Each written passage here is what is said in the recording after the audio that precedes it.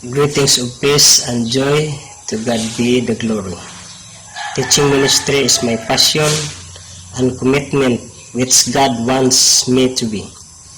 This is the way that the students knows more about God's love to lead them in the right path and prepare them for God's soon return.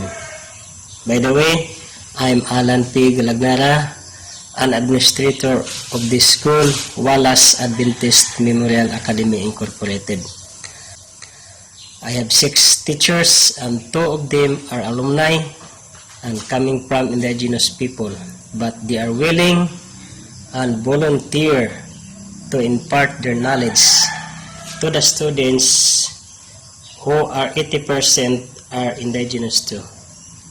We, the missionary staff, and are so glad that there's somebody in somewhere places who answered our prayers in years awaited, having benevolent hearts to help our school, particular the unfinished classroom like windows and doors.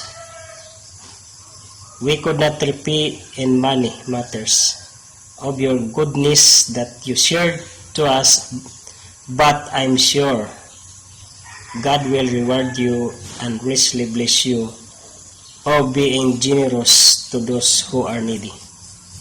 You are the part of the improvement of the school and part of our students' success.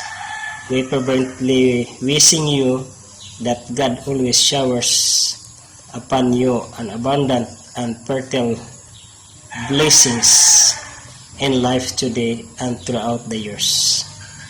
Thank you, keep safe, and God bless to all of you.